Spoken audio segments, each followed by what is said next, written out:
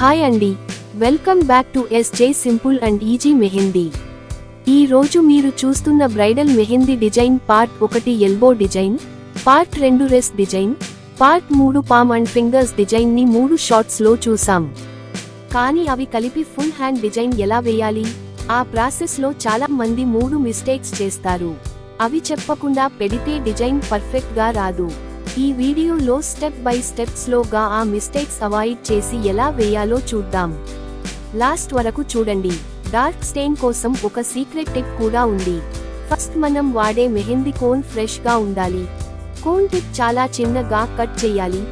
Just 1 millimetre ఉంటే చాలు. మరీ చిన్నగా కట్ చేస్తే పేస్ట్ బయటకి రాదు.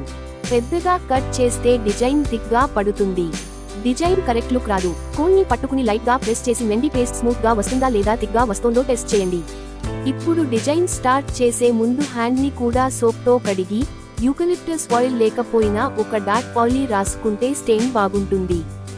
సరే, డిజైన్ స్టార్ట్ చేద్దాం. ఎల్బో దగ్గర నుంచి పైన మనం చూసే డిజైన్ లో టాప్ పార్ట్. ఫస్ట్ ఒక థిక్ బోర్డర్ లైన్ వేయాలి. లైన్ కి 2 వైపులా సన్నగా మరో 2 లైన్స్ వేసుకోవాలి. ఇలా 3 లైన్స్ కలిపి ఒక బెల్ట్ లా వేయండి. దానికి హంప్స్ వేయాలి. ఇది మన డిజైన్ కి బేస్. ఈ బెల్ట్ పైన పీకాక్ లాంటి హెడ్ డిజైన్ స్టార్ట్ చేస్తున్నాం. పీకాక్ కి క్రౌన్ లా 3 పెటల్స్ వేసి మధ్యలో డాట్స్ పెట్టండి. ఇక్కడ చాలా మంది మిస్టేక్ ఏం చేస్తారు అంటే పీకాక్ ఫెదర్స్ ని స్ట్రెయిట్ గా వేస్తారు. కానీ కొంచెం వేవీగా ఎస్ షేప్ లో వేస్తే ఫ్లో బాగుంటుంది. చూసారా, ఇలా ఈ పార్ట్ కంప్లీట్ అయ్యే వరకు కోన్ ని లిఫ్ట్ చేయకుండా కంటిన్యూ చేయండి.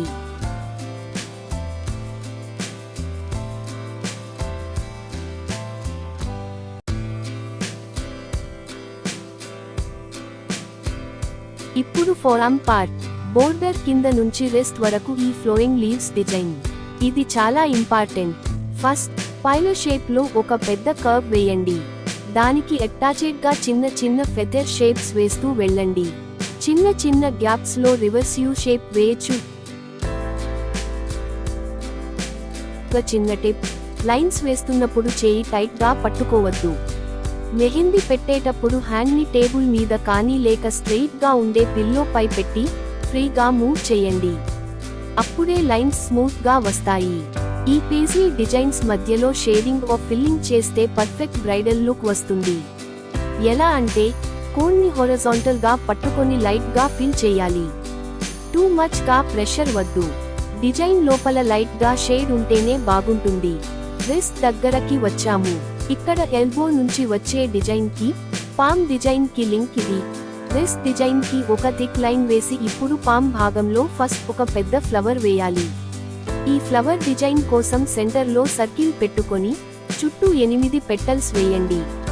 ప్రతి పెటల్ కూడా థిక్ లైన్స్ వేస్తే ఫ్లవర్ డిజైన్ కి మరింత అందం తీసుకువస్తుంది.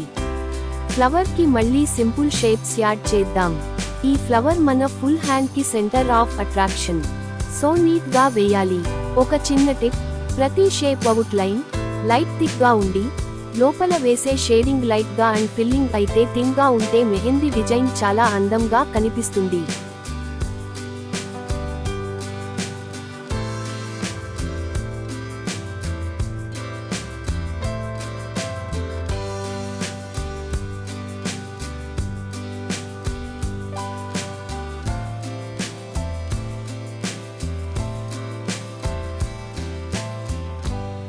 లాస్ట్ పార్ట్, ఫింగర్స్ మీద డిజైన్ సింపుల్ గా ఉంటే చాలా ఎలిగెంట్ గా కనిపిస్తుంది.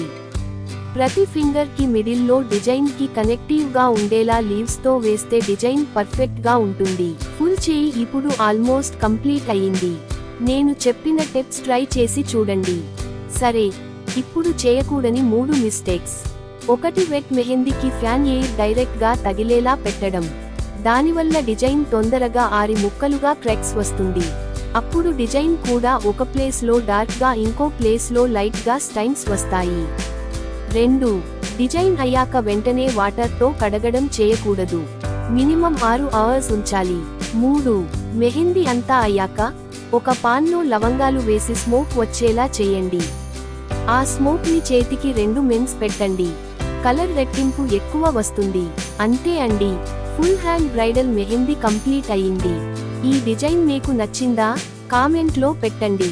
నచ్చితే లైక్ కొట్టండి, షేర్ చేయండి.